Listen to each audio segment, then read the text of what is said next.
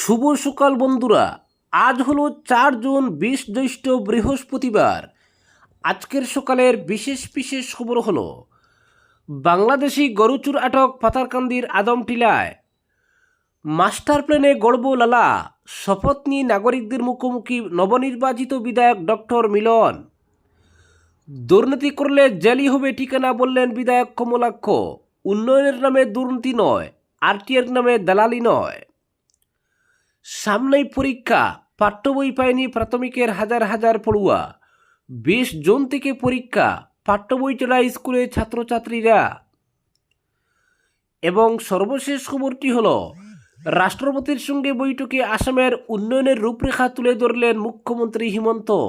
এবারে শুনুন বিস্তারিত খবর। সীমান্ত টপকে ভারতে প্রবেশ করে জনতার হাতে ধরা পড়ল এক বাংলাদেশি গরুচুর। চাঞ্চল্যকর এই ঘটনাটি ঘটেছে পাথারকান্দি থানাধীন আদমটিলা চা বাগানে। মঙ্গলবার গভীর রাতে একদল চোর স্থানীয় সুজিত মুন্ডার বাড়িতে প্রবেশ করে গোয়ালঘর থেকে 6টি গরু চুরি করে পালানোর চেষ্টা করে। তখন গরুর হাঁক ডাকে পরিবারের লোকেরা উঠে বাহিরে বেরিয়ে আসতেই চোরেরা পালানোর চেষ্টা করে। এতে অন্যরা পালিয়ে যেতে সক্ষম হলেও এক বাংলাদেশি চোর স্থানীয়দের হাতে ধরা পড়ে। ধৃতের নাম বাবুল মিয়া, পিতার নাম মঈনুদ্দিন, বাড়ি বাংলাদেশের সিলেট বিভাগের মৌলভীবাজার জেলার কাসিমনগর দক্ষিণভাগে। আটক চোরটি জানায় তার সঙ্গে আরও কয়েকজন ছিল, তাদের বাড়ি বাংলাদেশের বড়লেখায়, সুড়ঙ্গপথে ভারতে প্রবেশ করেছিল। বুধবার সকালে আটক চোরকে স্থানীয় বিএসএফের হাতে সমঝে দেন স্থানীয়রা। পরে তাকে সীমান্তরক্ষীর পক্ষে পাথারকান্দি থানায় সমঝে দেওয়া হয়। ধৃতের কাছ থেকে একটি তার কাটার যন্ত্র ও একটি মোবাইল হ্যান্ডসেটও উদ্ধার হয়েছে। পরবর্তী খবরটি হলো লালা পৌরসভার এক্স অফিসীয় সদস্য হিসেবে শপথ গ্রহণের কয়েক ঘন্টার মধ্যেই শহরের নাগরিকদের মুখোমুখি হলেন হাইলাকান্দির বিধায়ক ডক্টর মিলন দাস। বুধবার লালা রুরাল কলেজে আয়োজিত নাগরিক সভায় শহরের দীর্ঘদিনের সমস্যা, ক্ষোভ ও বঞ্চনার কথা শুনেন এবং সমন্বিত মাস্টার প্ল্যানের মাধ্যমে লালার উন্নয়নের আশ্বাস দেন। এদিনের সভায় লালা শহরের 10টি ওয়ার্ড থেকে আসা শতাধিক নাগরিক একে একে তুলে ধরেন দীর্ঘদিনের জমে থাকা ক্ষোভ, অভিযোগ ও বঞ্চনার কথা। আর মনোযোগ দিয়ে সব শুনেন বিধায়ক। ড্রেনেজের বেহাল অবস্থা, বর্ষায় জলাবদ্ধতা, বিশুদ্ধ পানীয় জলের সংকট, ভাঙ্গাচোরা রাস্তা, নালা নর্দমার অপর্যাপ্ত ব্যবস্থা, যানজট, পৌরসভার বিভিন্ন পরিষেবার ঘাটতি, একের পর এক সমস্যার কথা তুলে ধরেন নাগরিকরা। শহরের বাসিন্দারা একে একে উঠে দাঁড়িয়ে তাদের সমস্যা, অভিযোগ ও প্রত্যাশার কথা তুলে ধরেন।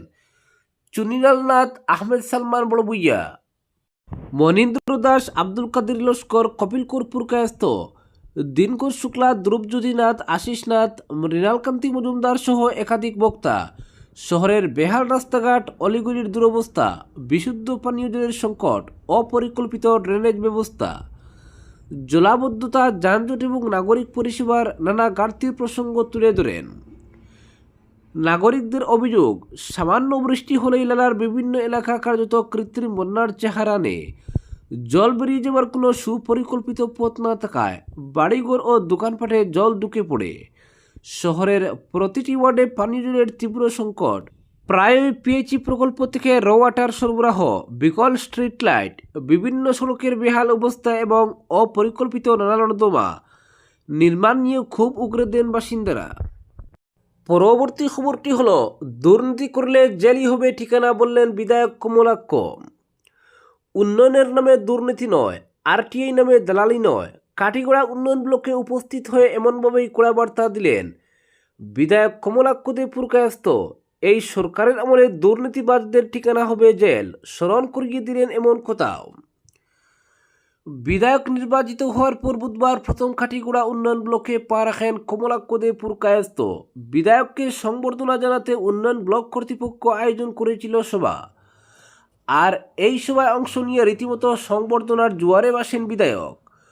ব্লক কর্তৃপক্ষ, আঞ্চলিক পঞ্চায়েত সুদ থেকে শুরু করে গ্রাম পঞ্চায়েত প্রতিনিধি এবং এসআরএলএম কর্মীরা বিভিন্ন উপহার সামগ্রী সহ ফুলের তোড়া দিয়ে বিধায়ককে সংবর্ধনা জানান। আর এই সংবর্ধনা সভায় বক্তব্য রাখতে গিয়ে কড়া সুর দেখান বিধায়ক কমলাক্ষ বাবু। বলেন, এই ব্লক এলাকার একাংশ লোক আরটিএর মাধ্যমে উন্নয়নমূলক কাজকর্মে নানা প্রতিবন্ধকতা তৈরি করেন, তা মোটেও ঠিক নয়। এসব কার্যকলাপ কোনোভাবেই মেনে নেওয়া যায় না। তার কথায়, তথ্য জানার অধিকার সবার রয়েছে, কিন্তু এটাকে দালালির হাতিয়ার করলে চলবে না। অনুষ্ঠান শেষে সংবাদ মাধ্যমের সঙ্গে কথা বলতে গিয়েও একই কথা বলেন তিনি। বলেন, আরটিআইকে হাতিয়ার করে দালালি করেন একাংশ লোক। এসব দালালদের বিরুদ্ধে ব্যবস্থা নেওয়ার ইঙ্গিত দেন তিনি। তার কথায় শুধু এখানেই নয়, গুয়াহাটিতেও এমন চক্র ছিল। মুখ্যমন্ত্রী ব্যবস্থা নিয়েছেন। আরটিআইকে মানুষের কল্যাণে কাজে লাগানোর আহ্বান জানান তিনি। বলেন, কোথাও কোনো কাজে অনিয়ম দুর্নীতি হলে তার তথ্য তুলে ধরার মতো জনকল্যাণমূলক কাজ করলে আপত্তি নেই। দুর্নীতি অনিয়ম নিয়েও সুর চড়ান বিধায়ক। বলেন, উন্নয়নমূলক কাজের ক্ষেত্রে অনিয়ম হলে বরদাস্ত করা হবে না। এই সরকারের আমলে দুর্নীতিবাজদের ঠিকানা হবে জেল। তার কথায়, দুর্নীতির সঠিক তথ্য কেউ দিতে পারলে সঙ্গে সঙ্গে ব্যবস্থা করা হবে। জেলই হবে দুর্নীতিগ্রস্ত ব্যক্তির ঠিকানা। ব্লকের বিভিন্ন কাজকর্মের বিস্তৃত তথ্য সহ খুব শীঘ্রই রিভিউ মিটিংয়ে বসবেন তিনি। কোথায় কী কাজ হয়েছে, কোন কাজের কত টাকা খরচ হয়েছে, খরচ হওয়া তহবিলের সঙ্গে কাজের মিল রয়েছে কিনা তা খতিয়ে দেখা হবে। 4 লক্ষ টাকার কাজে বাস্তবে 1 লক্ষ টাকা খরচ করলে হবে না, সব কিছু খতিয়ে দেখা হবে। ব্লক ক্যাম্পাসে কে বা কারা বালু রেখে ব্যবসা চালাচ্ছে, এ নিয়ে তদন্তের নির্দেশ দেবেন বলেও জানান তিনি। বলেন, এ নিয়ে আজই বিডিওকে তদন্ত করার নির্দেশ দেব। সরকারি কার্যালয়ের ক্যাম্পাসে এভাবে কেউ ব্যবসা বাণিজ্য চালাতে পারেন না। কালাইন কাটিগড়া উন্নয়ন ব্লকের পরিকাঠামো উন্নয়নের প্রতিশ্রুতিও দেন। পরবর্তী খবরটি হলো, সামনেই পরীক্ষা, পাঠ্য বই পায়নি প্রাথমিকের হাজার হাজার পড়ুয়া। 20 জুন থেকে পরীক্ষা, পাঠ্য বই ছাড়া স্কুলে ছাত্রছাত্রীরা। শিক্ষাবর্ষ শুরু হওয়ার 2 মাস পেরিয়ে গেলেও আসামের বিভিন্ন জেলার নিম্ন প্রাথমিক স্কুলের শত শত পড়ুয়ার হাতে এখনও পৌঁছায়নি পাঠ্য বই।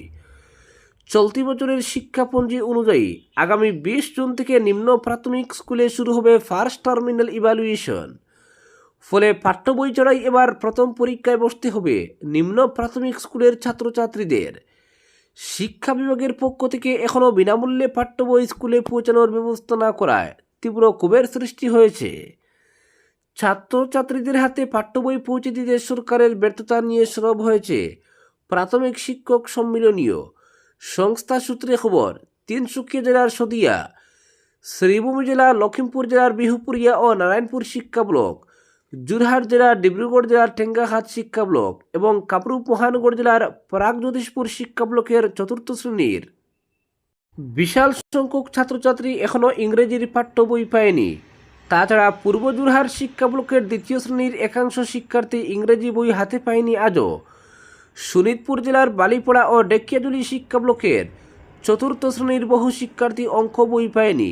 ডেকিয়াজুলি শিক্ষা ব্লকের 3য় শ্রেণীর অঙ্ক, স্পন্দন অসমিয়া, আমাদের পরিবেশ ও ইংরেজি এবং 4র্থ শ্রেণীর আমাদের পরিবেশ বই বহু ছাত্রছাত্রীর হাতে পৌঁছায়নি।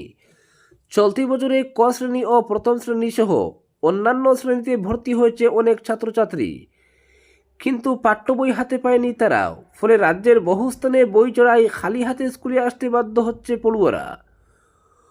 অথচ চলতি বছরের শিক্ষাপঞ্জি অনুযায়ী আগামী 20 জুন থেকে নিম্ন প্রাথমিক স্কুলে শুরু হবে ফার্স্ট টার্মিনাল ইভ্যালুয়েশন। শ্রেণীর প্রথম সেই পরীক্ষার আর 20 দিনও বাকি নেই। তাছাড়া আগামী 20 জুনের মূল্যায়নের ঠিক আগে সমগ্র শিক্ষা আগামী 9 জুন থেকে 12 জুনের মধ্যে রাজ্য জুড়ে 3য় থেকে 5ম শ্রেণীর ছাত্রছাত্রীদের জন্য অন্য এক পরীক্ষার আয়োজন করেছে। সমগ্র শিক্ষা অভিযানের মিশন ডিরেক্টর ওম প্রকাশ ইতিমধ্যেই ওই সংক্রান্ত নির্দেশিকা পাঠিয়েছেন প্রত্যেক জেলায়। ফলে চলতি জুন মাসে মাত্র 1 সপ্তাহের ব্যবধানে পড়ার বই ছাড়াই 3য়, 4র্থ ও 5ম শ্রেণীর শিক্ষার্থীদের পরপর 2টি পরীক্ষায় বসতে হবে। কিন্তু পাঠ্য বই ছাড়া পরীক্ষা নেওয়া কতটা যুক্তিযুক্ত সেই প্রশ্ন উঠেছে। পরবর্তী খবরটি হলো, দ্বিতীয়বার মুখ্যমন্ত্রী পদে শপথ নেওয়ার পর বুধবার রাষ্ট্রপতি দ্রৌপদী মুর্মুর সঙ্গে আনুষ্ঠানিকভাবে সাক্ষাৎ করলেন আসামের মুখ্যমন্ত্রী হিমন্ত বিশ্ব শর্মা। রাজ্যের দ্রুত অর্থনৈতিক প্রবৃদ্ধি এবং ভবিষ্যৎ উন্নয়ন কৌশল নিয়ে উভয়ের মধ্যে দীর্ঘ আলোচনা হয়। বৈঠকের পর সামাজিক যোগাযোগ মাধ্যম এক্সে দেওয়া এক পোস্টে হিমন্ত বিশ্ব শর্মা রাষ্ট্রপতি মুর্মুকে সাহস, অধ্যবসায় এবং নেতৃত্বের প্রতীক বলে উল্লেখ করেন। তিনি লেখেন, মাননীয় রাষ্ট্রপতির সঙ্গে সাক্ষাৎ সবসময় অনুপ্রেরণাদায়ক অভিজ্ঞতা। জনসেবার প্রতি তার মূল্যবান পরামর্শ ও বক্তব্য আমাদের উৎসাহ যোগায়। বৈঠকে মুখ্যমন্ত্রী রাষ্ট্রপতিকে ভারতের দ্রুততম বিকাশশীল রাজ্য হিসেবে আসামের অগ্রগতির বিভিন্ন দিক সম্পর্কে অবহিত করেন। আগামী বছরগুলিতে এই উন্নয়নের ধারাকে কীভাবে আরও এগিয়ে নিয়ে যাওয়া হবে সেই পরিকল্পনাও তুলে ধরেন তিনি। হিমন্ত বলেন, দ্বিতীয়বার দায়িত্ব গ্রহণের পর আমি তাকে আসামের চলমান উন্নয়ন যাত্রা এবং ভারতের দ্রুততম বিকাশশীল রাজ্য হিসেবে আমাদের সাফল্যের কথা জানিয়েছি। পাশাপাশি এই গতি ভবিষ্যতে কিভাবে বজায় রাখা হবে সেই পরিকল্পনাও তুলে ধরেছি।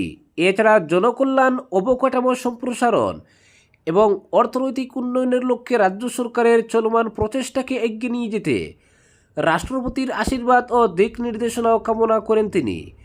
তার কথায়, জনকল্যাণ ও উন্নয়নের এই যাত্রা অব্যাহত রাখতে আমি তার আশীর্বাদ ও পরামর্শ চেয়েছি। অন্যদিকে আসামকে উত্তর পূর্ব ভারতের অন্যতম শিক্ষা কেন্দ্র হিসেবে গড়ে তোলার লক্ষ্যের কথাও তুলে ধরেন মুখ্যমন্ত্রী। তিনি জানান, আসাম উত্তর পূর্ব ভারতের পরবর্তী শিক্ষা হাব হয়ে উঠবে।